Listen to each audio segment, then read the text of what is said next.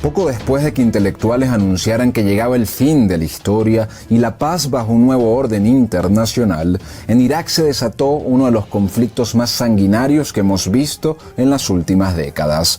La invasión en 2003 de una coalición internacional liderada por Estados Unidos y la ejecución pública del mandatario Saddam Hussein condujo a una espiral de violencia que ha dejado una cifra todavía no aclarada de más de 1 millón de seres humanos muertos, así como enfrentamientos que siguen presentes hasta el día de hoy en la región. Estados Unidos alegó que realizó esta invasión por los presuntos lazos del gobierno de Saddam Hussein con la organización Al-Qaeda y por la presunta tenencia de armas de destrucción masiva por parte de Irak. También es muy común escuchar que la invasión en verdad fue hecha por el petróleo iraquí. Sin embargo, puede que haya más elementos desconocidos en esta historia de cruenta guerra y de ejecución pública de un mandatario. ¿Cuáles son las explicaciones conocidas y no tan conocidas de este evento que marcó la historia del siglo XXI? Les habla Reinaldo José Carrillo Vilches, esto es La Nueva Enciclopedia, y para quienes no lo sepan les recuerdo que ahora tenemos La Nueva Enciclopedia en inglés y La Nueva Enciclopedia en portugués. Nos pueden dar un gran apoyo metiéndose en ambas plataformas que pueden conseguir debajo, suscribiéndose en ambos canales, dándole me gusta a los videos, dejando sus comentarios y viendo el material que tiene mucho potencial. Sin más nada que agregar, empecemos con el video de hoy. La guerra de Irak es un tema muy amplio, por lo que acá solo podremos aproximarnos superficialmente a las principales hipótesis que han expuesto especialistas y estudiosos en la materia sobre las causas de esta guerra y la condena a Saddam Hussein. Lo primero que debe decirse es que todos los documentos del Estado Mayor de Estados Unidos, de las agencias de inteligencia, de las comisiones de investigación del Senado y del Departamento de Estado de Estados Unidos mostraron que no existió ninguna prueba de que Saddam Hussein cooperara con organizaciones como Al-Qaeda, ni de que Saddam Hussein tuviese las llamadas armas de destrucción masiva. Varios de estos documentos fueron publicados por el mismo Senado estadounidense, incluso un año apenas de haberse iniciado la guerra. Las inspecciones hechas por los Estados Unidos en el mismo territorio iraquí durante la guerra ratificaron que no había tales armas. Tanto el presidente Bush como el primer ministro de Inglaterra, Tony Blair, estaban al tanto de todo esto, así como de la información de inteligencia que mostraba que Irak, un país que en ese momento estaba diezmado económicamente, estaba lejos de representar una amenaza militar para los Estados Unidos. Por lo que es un hecho público que toda la historia que se presentó al mundo para justificar la guerra fue una narrativa fabricada sin pruebas. Más bien, la inestabilidad que trajo la invasión de Estados Unidos al Medio Oriente y el apoyo que dieron a cualquier grupo que se opusiera a Saddam Hussein trajo como resultado una proliferación mayor de más grupos islamistas armados. Por otro lado, tampoco puede decirse que se invadió para promover la democracia y los derechos humanos contra un tirano cuando Estados Unidos fue un aliado clave de Saddam Hussein durante sus décadas de mayor represión, cuando Estados Unidos sigue siendo aliado clave de autocracias como Arabia Saudita y cuando Saddam Hussein no fue juzgado luego de ser atrapado en la Corte Penal Internacional, sino dentro de su país en un juzgado dominado por los Estados Unidos. Así que según estudiosos en el tema, ¿cuáles podrían ser las verdaderas razones de esta guerra? Es fundamental contextualizar, como dijimos, que Saddam Hussein fue un aliado de los Estados Unidos por mucho tiempo. Luego de que Irak viviese 10 años de estabilidad, desarrollo y represión a la disidencia durante el gobierno del partido de Saddam Hussein, en 1980 Hussein decide, con el apoyo de los Estados Unidos, embarcarse en una invasión contra Irán alegando viejas reclamaciones territoriales. Estados Unidos no solo apoyó la sangrienta guerra que inició Saddam Hussein, sino que también se dedicó a vender secretamente armas a Irán en el famoso escándalo Irán-Contra bajo la presidencia de Ronald Reagan. Otro punto fundamental es que entre Irak e Israel existía una importante hostilidad desde hace un buen tiempo. Israel consideraba a Irak como un gobierno que no estaba bajo su control o bajo su amistad, y por lo tanto que era una amenaza regional. Irak, por su lado, consideraba que Israel conspiraba en su contra. A inicios de esta guerra entre Irak e Irán en 1981, Israel realizó un bombardeo que destruyó el más importante reactor nuclear que estaba en construcción en Irak, donde se desarrollaba un programa pionero en la región de energía nuclear. Muy poco después de esta guerra, que duró 8 años entre Irán e Irak, sin un ganador claro y más de 1 millón de seres humanos muertos entre ambos bandos, un Saddam Hussein que se sentía traicionado por Estados Unidos decide invadir Kuwait en 1990 para recuperar la influencia que había perdido, alegando que Kuwait llevaba adelante una dura guerra comercial contra su país.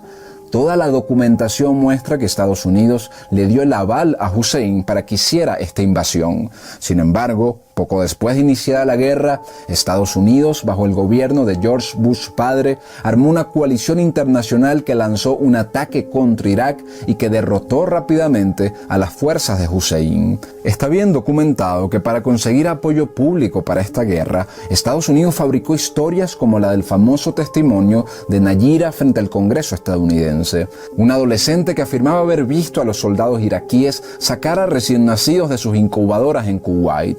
Pero luego se descubrió que Nayira era la hija del embajador estadounidense en Kuwait y que su testimonio había sido falso. Desde esta guerra con Kuwait, llamada Primera Guerra del Golfo, se rompieron las relaciones entre Occidente e Irak. Irak se convirtió en la única nación del Golfo Pérsico con un ejército considerable y grandísimas reservas petroleras que no estaba ahora bajo la influencia de Estados Unidos. Se impusieron sanciones comerciales contra la nación árabe. Estados Unidos realizó distintos bombardeos esporádicos durante la década de los 90. Crecieron las hostilidades entre Israel e Irak. Y en Estados Unidos se empezó a discutir abiertamente que el desplazamiento del poder de Saddam Hussein debía ser un objetivo de la política exterior estadounidense en el Medio Oriente. Todo esto mucho antes de la caída de las torres del 11 de septiembre. De manera que al no haber armas de destrucción masiva, ni tener vínculos el gobierno iraquí con organizaciones islamistas como Al-Qaeda, ¿qué otras razones reales se han alegado para esta invasión? Una de las explicaciones alternativas más comunes es que esta fue una guerra para dominar el petróleo de Irak. Pero según estudiosos en el tema, si bien Estados Unidos siempre ha tenido gran interés en controlar este enclave petrolero del Golfo Pérsico, y si bien el petróleo fue un factor clave para lograr el apoyo de grandes compañías para la guerra, el petróleo por sí solo no pudo haber explicado la decisión de invadir esta región. No hay evidencia sólida de que las empresas petroleras estadounidenses cabildearan para que se realizara esta guerra. Muchas de estas empresas más bien estaban opuestas a la guerra, pues preferían la estabilidad en el Medio Oriente para sus negocios antes que un conflicto de este tipo.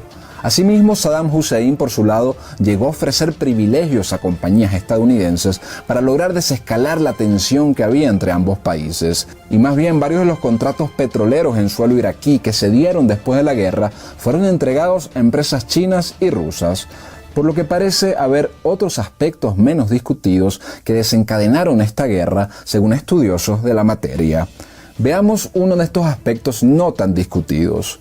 Senadores estadounidenses y estudiosos de las relaciones internacionales han argumentado que el petróleo por sí solo fue un factor secundario de la guerra, mientras que según ellos, de lo que sí hay suficiente evidencia es que el lobby del Estado de Israel en Estados Unidos y los llamados grupos neoconservadores, casi todos con doble nacionalidad israelí, fueron los más grandes promotores activos y públicos de esta invasión al Medio Oriente. Senadores y estudiosos en la materia han argumentado que sí hubo otros interesados en la guerra, pero que sin estos grupos israelíes, esta jamás hubiese pasado, que esta presuntamente no habría sido una guerra por los intereses de Estados Unidos, sino por los intereses de Israel. Todo esto, de acuerdo con estos autores, como parte de una larga estrategia para instalar en el Medio Oriente gobiernos que sean favorables a los intereses de Israel, así como para defender el sistema del petrodólar que garantiza la primacía de la Reserva Federal. El movimiento neoconservador es una corriente política de los Estados Unidos iniciada en los años 60, conformada fundamentalmente por hebreos, que fue ganando cada vez más presencia en los gobiernos, en la banca y en los medios estadounidenses, alcanzando su pico más alto durante la administración de George Bush. Los neoconservadores son abiertamente guerreristas, promotores del expansionismo estadounidense, de que el país aumente su gasto en defensa y públicamente comprometidos con el expansionismo de Israel. Los miembros de esta corriente han creado numerosos tanques de pensamiento sumamente influyentes en Norteamérica, como el Instituto para Asuntos de Seguridad Nacional y el Proyecto para el Nuevo Siglo Americano, donde han trabajado figuras como Dick Cheney, John Bolton, Donald Rumsfeld, Colin Powell, Elliot Abrams y otras figuras que antes, durante o después de servir en estos tanques de pensamiento también han tenido altas posiciones en el gobierno norteamericano, tanto con George Bush hijo como con George Bush padre, ambos con historial de haber atacado Irak bajo su presidencia. Respecto al lobby de Israel, muy vinculado a los neoconservadores, este tiene entre sus principales manifestaciones el conocido AIPAC, es decir, el Comité de Asuntos Políticos Estadounidenses Israel, un grupo de presión con gran presencia en el Congreso y la Casa Blanca, con el fin abierto de favorecer los intereses de Israel en Estados Unidos, grupo en el que todos los grandes políticos estadounidenses de las últimas décadas han participado enérgica y orgullosamente. Desde los años 80 pueden verse declaraciones de Benjamin Netanyahu en entrevistas, hablando ya para entonces sobre el alto nivel de influencia que tenía Israel en la Casa Blanca y en el Congreso estadounidense. Menos de un año después de iniciada la guerra, en 2004, el senador Ernst Hollins declara en el Congreso de Estados Unidos que Estados Unidos había invadido Irak para proteger a Israel de su enemigo regional que era Irak y que todos en Washington lo sabían, que todos sabían que Irak no era una amenaza para los Estados Unidos y que nada tenía que ver esta guerra con el interés de los estadounidenses. En al menos 2 ocasiones, George Bush hijo reconoció la importancia de derrocar a Hussein porque era una amenaza para Israel. Ningún otro grupo de Estados Unidos mostró el nivel de apoyo a la guerra en Irak como los neoconservadores con gran cercanía a los partidos políticos de Israel. Desde 1996, un importante documento escrito por un prominente centro de pensamiento israelí en Estados Unidos, entregado al entonces primer ministro de Israel, Benjamin Netanyahu, enfatizaba en la necesidad de remover a Saddam Hussein del poder, abro comillas, lo que era un objetivo estratégico de Israel en su propio derecho, cierro comillas. Este documento fue escrito por Richard Peel, Douglas Feith y David Wurmser, 3 estadounidenses israelíes que luego tendrían altos cargos gubernamentales y militares en el gobierno de George Bush hijo. En 1998, estas mismas figuras enviaron una carta a Bill Clinton urgiendo para que desatara la guerra contra Irak. En ambos documentos se defendía que Israel mantuviese su política de expansión territorial. Se pueden ver además titulares en periódicos israelíes como Haaretz desde 2002, un año antes de la guerra, que anunciaban que el ejército israelí y los líderes políticos de Israel claman por una guerra en Irak y que Israel presionaría al presidente Bush para ir a la guerra contra Saddam Hussein. Cuando Bush hijo lanza la guerra en Irak en 2003, está bien documentado cómo cada agrupación del lobby israelí se manifestó enérgicamente en defensa del presidente estadounidense y en la necesidad de deshacerse de Saddam Hussein. Por ejemplo, el director ejecutivo de AIPAC, llamado Ajak Howard Kor, dijo a la prensa en enero de 2003 que uno de los grandes éxitos recientes de AIPAC fue haber cabildeado calladamente y silenciosamente para que el Congreso finalmente aprobara el uso de la fuerza en Irak.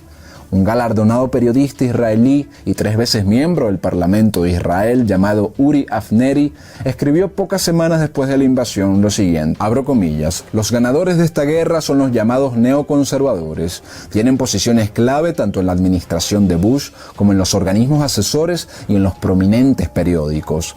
Estados Unidos controla el mundo e Israel controla a los Estados Unidos. Cierro comillas. Ahora bien, cerrado este capítulo, para varios estudiosos del tema, hubo otros elementos que influyeron en la decisión de llevar adelante esta guerra. Uno fue el negocio eterno de la guerra en la mano del llamado complejo industrial militar, un grupo de corporaciones que viven de conflictos bélicos y que tienen gran influencia también en la política estadounidense. El otro factor influyente fue la salvaguarda del ya mencionado sistema del petrodólar. Desde los acuerdos de Bretton Woods tras la Segunda Guerra Mundial, se establece el dólar como la moneda de referencia mundial, y desde mediados de los 70, mediante una serie de acuerdos y maniobras diplomáticas, especialmente con Arabia Saudita, los países exportadores de petróleo de África, Asia y América han estado de facto obligados a vender el petróleo solamente a cambio de dólares. Luego, el excedente de estos petrodólares en los países petroleros debían ser colocados de regreso en el sistema financiero y la banca estadounidense. El sistema Bretton Woods y el sistema del petrodólar han sido la principal base de la supremacía comercial y económica de los Estados Unidos en el mundo. Tomando esto en cuenta, se acercaba el año 2000 y el euro surgía como moneda mundial. Y Saddam Hussein, asediado por sanciones de Estados Unidos, anuncia que su país se saldría del sistema del petrodólar. En el año 2000, Irak empieza a vender su petróleo globalmente a cambio de euros y no en dólares. Según diferentes especialistas, que Irak y otros países eventualmente empezaran a usar el euro u otras monedas para comerciar el petróleo significaría en el mediano plazo una pérdida de más del 30% del valor del dólar. Par de años después de empezar a vender el petróleo en euros, Estados Unidos invade Irak y Saddam es eliminado públicamente. Muammar Gaddafi, el dictador de Libia, por su lado, intenta crear el dinar dorado, una nueva moneda africana que respaldaría el comercio entre estas naciones africanas y que sustituiría al dólar. Poco tiempo después, también por intervención estadounidense, termina siendo derrocado. De manera que con estas acciones, Estados Unidos estaría presuntamente garantizando sus objetivos geopolíticos, reafirmando la supremacía del dólar en el comercio energético, enviando un mensaje a los demás países productores de petróleo que quisiesen hacer lo mismo, poniendo una de las reservas petroleras más grandes bajo control directo de los Estados Unidos, creando un punto de influencia fundamental hacia los demás países árabes vecinos de Irak, petroleros y no petroleros, y además neutralizando una amenaza regional a los objetivos geopolíticos de Israel. En definitiva, en los corredores tras bastidores de la política, siempre hay mucho que jamás conocerá el público, y de lo que no queda otra opción que especular y hacer hipótesis. Kenneth Roth, director de Human Rights Watch, dijo que la razón por la que Saddam Hussein fue juzgado bajo un gobierno iraquí controlado por los Estados Unidos antes que en la Corte Penal Internacional fue para que Estados Unidos protegiera su propia ropa sucia, enfocándose en los crímenes de Hussein antes que en la complicidad de los Estados Unidos. Es un tema del que quedarán muchos misterios y no hacemos más que presentar algunas hipótesis para ayudar a comprender mejor el mundo que nos rodea. Muchas gracias a todos por haber visto este video, espero que les haya gustado y les recuerdo que abajo pueden conseguir la nueva enciclopedia en inglés y la nueva enciclopedia en portugués. Denle me gusta a todos los videos de esos canales, compártanlo con sus conocidos, vean el material que de verdad vale la pena y bueno, suscríbanse a ambas plataformas. Muchas gracias a todos y que Dios los bendiga.